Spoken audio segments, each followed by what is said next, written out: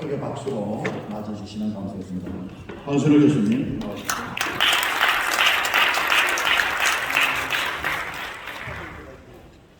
예, 감사합니다. 방금 전에 그 총회장님 설교 부분이 이제 구약이었는데요. 구약의 부흥에 관한 중요한 원리에 대해서 잘 말씀해 주셨는데, 제가 이제 그 맡은 주제가 이제 구약에서의 샬롬과 부흥입니다. 그래서 총회장님 말씀하신 거에 몇 가지 좀 더하는 의미에서 제가 좀 발제를 진행하도록 하겠습니다. 여러분들 그 자료집을 보시면 되겠습니다. 제 강의는 쭉 자료집에 있는 것을 순서대로 이렇게 읽어가면서 강의를 하는 걸로 이렇게 하도록 하겠습니다.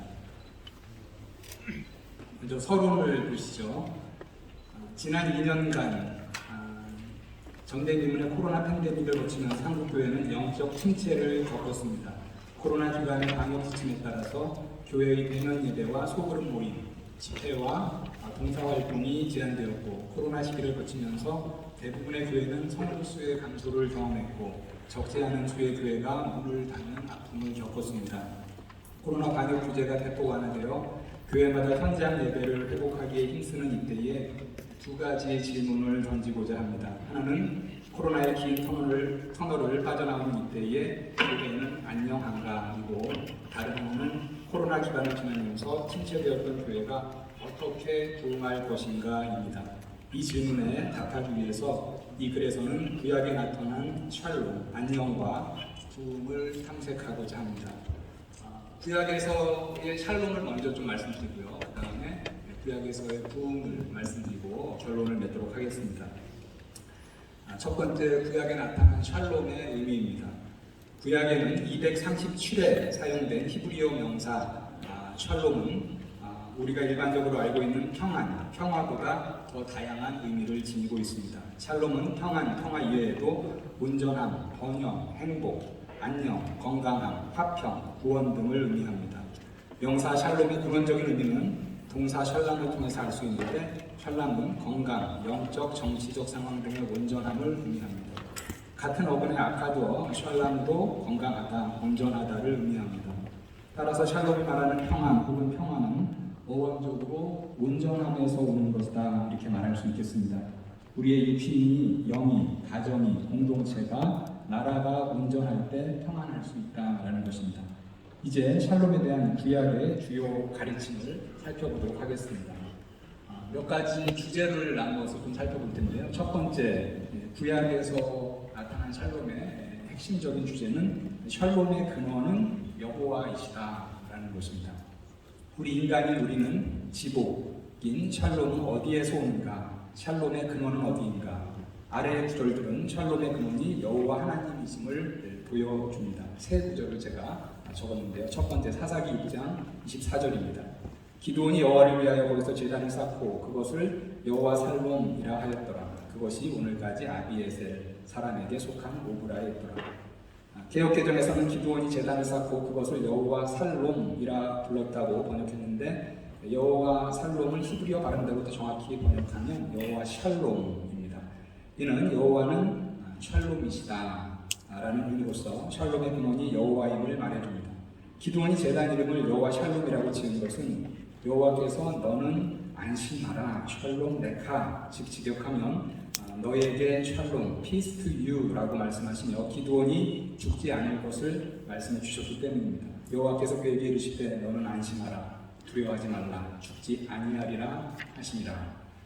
두 번째 구절입니다. 열왕기상 2장 33절입니다. 그들의 피는 영영이 요압의 머리와 그의 자손의 머리로 돌아갈지라도 다윗과 그의 자손과 그의 집과 그의 왕위에는 여호와께로 말미암는 평강이 영원히 있으리라.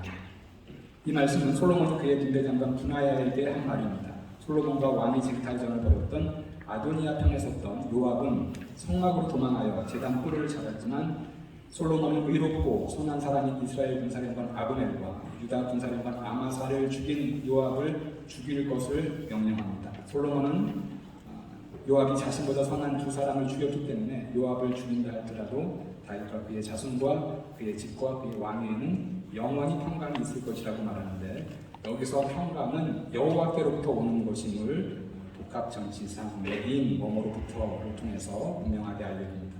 세 번째, 이사야 9장 6절입니다.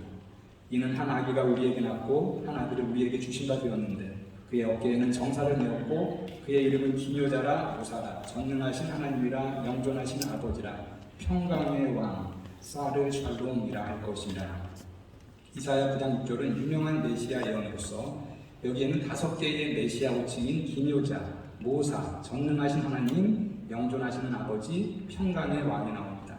이 중에서 평강의 왕은 사르 샬롬의 번역으로서 약속된 메시아, 성자 하나님이 샬롬의 왕이심을 밝혀줍니다. 위에서 본 사사기 6장 23절과 열왕기상 2장 33절의 성부 하나님 여호와뿐만 아니라 오실 메시아 성자 하나님이신 예수 그리스도도 평강의 왕, 평강의 근원이심을 말해주고 있습니다. 그 다음에 이제 두 번째 구약에서 나타난 샬롬에 관련한 중요한 주제는요, 샬롬의 수요자로서의 여호와이십니다. 샬롬의 근원이신 여호와께서는 아래 구절들에서 그의 백성들에게 친히 샬롬을 수여하시는 분으로 나타납니다. 욥기 25장 2절입니다. 하나님은 주권과 위엄을 가지셨고 높은 곳에서 화평을 베푸시느니라. 욥기 25장 2절은 욥과 변론하는 빌닷의 말입니다. 빌닷은 하나님의 주권과 권위를 강조하기 위해서 하나님을 높은 곳에서 화평을 베푸시느니라고 말씀합니다. 욥기 42장 8절에서 하나님은 욥의 새 친구 엘리바스 빌닷 소발의 말이 욥의 말같이 옳지 못하다고 말함으로써 욥의 손을 들어주지만 그 판결이 욥의 친구들의 말은 모두 틀렸음을 의미하는 것은 아닙니다. 욥기 25장 2절에서 빌닷이 하나님은 샬롬을 베푸시는 분이라고 말하는 것은 아래 스가랴 9장 9절부터 10절을 통해서 지지를 받습니다. 시온에 따라 크게 기뻐할지어다 예루살렘에 따라 즐거이 부를지어다 보라 내 왕이 내게 임하시나니 그는 공의로우시며 구원을 베푸시며 겸손하여서 나귀를 타시나니 나귀의 작은 것 곧 나귀 새끼니라. 내가 에브라임의 병거와 예루살렘의 말을 끊겠고 전쟁하는 활도 끊으리니 그가 이방 사람에게 화평을 전할 것이요 그의 통치는 바다에서 바다까지 이르고 유브라데 강가에서 땅끝까지 이르리라. 스가랴의 이 메시아 예언은 나귀 새끼를 타고 예루살렘에 입성하신 왕 예수 그리스도를 통하여 성취됩니다. 예수 그리스도가 왕으로 다스리시는 하나님 나라는 병거와 말과 팔이 필요 없는 샬롬의 나라입니다. 이 샬롬은 이스라엘에게만 국한되지 않고 이방에까지 전해집니다. 여기서 말하는 샬롬은 전쟁이 없는 물리적 평화를 넘어서 인간과 하나님의 화평을 의미합니다. 죄로 인해서 하나님과 원수되었던 인간이 예수 그리스도의 대속의 죽으심으로 하나님과 화목하게 되는 것입니다. 스가랴는 화목의 사역을 하실 메시아가 이 화평을 모든 사람에게 전할 것을 예언하는 것입니다. 세 번째 민수기 2장 24절부터 26절입니다. 여호와는 내게 복을 주시고 너를 지키시기를 원하며 여호와는 그의 얼굴을 내게 비추사 은혜 베푸시기를 원하며 여호와는 그 얼굴을 내게로 향하여 드사 평강 주시기를 원하노라. 이 구절은 여호와께서 모세를 통하여 아론 계열의 제사장들에게 이스라엘 백성을 축복하라고 주신 말씀입니다. 여기서 여호와께서 그의 백성에게 주신 복 가운데 하나가 샬롬, 평강입니다. 감사한 것은 샬롬의 수여자 여호와가 적극적 수여자라는 점입니다. 여호와는 그 백성에게 평강 주시기를 원하시는 분으로 나타납니다. 여기까지 두 가지의 어떤 주제, 샬롬의 근원은 여호와시다. 그리고 샬롬은 여호와가 주시는 것이다. 라는 것은 어떻게 보면 우리가 너무 당연한 거 아닌가 이렇게 생각할 수 있는 부분인데요. 세 번째 구약에서 말하는 샬롬의 중요한 주제 중에 하나는 그럼 그 샬롬은 누가 받는가라는 질문에 대한 답입니다. 구약에서는 샬롬의 수혜자는 경건한 의인이다 이렇게 말하고 있습니다. 예수께서는 그의 제자들에게 평안을 주신다고 하시며 자신이 주는 평안은 세상이 주는 것과 같지 않음을 말씀하셨습니다. 예수께서 주시는 평안은 세상의 부귀와 영화가 줄 수 없는 차원이 다른 평안이라는 것입니다. 이 신적 평안의 근원은 하나님이시고 하나님께서도 평안의 수여자이신데 민수기 6장 26절에서 우리가 보았듯이 하나님은 그의 백성에게 평안 주시기를 원하시는 적극적인 수여자이십니다. 그렇다면 누가 그 평안, 샬롬의 수혜자가 될 수 있는가? 구약에서는 의로운 삶을 사는 의인이 샬롬을 누릴 것이다 이렇게 말합니다. 이사야 32장 17절에 보면 공의의 열매는 화평이요 샬롬이요 공의의 결과는 영원한 평안과 안정이라. 이사야 32장 17절은 아주 간명하게 의인이 샬롬을 받을 것을 말하는 구절입니다.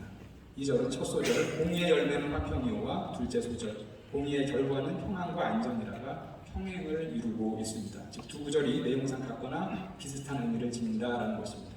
개역개정에서 공의로 번역된 히브리어 하제다카는 의의를 의미합니다. 즉 공의의 열매가 화평이라는 것은 의로운 삶을 산 의인이 화평을 누릴 것을 말하는 구절입니다.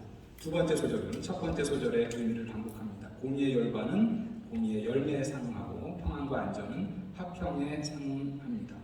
개역개정에서 평안으로 번역된 히브리어 샤카트의 샤카트는 부정사로서 그 의미는 고요함이 되겠습니다. 두 번째 이사야 48장 18절에 보면요, 내가 나의 명령에 주의하였더라면 내 평강이 강과 같았겠고 내 공의가 바다 물결 같았을 것이며.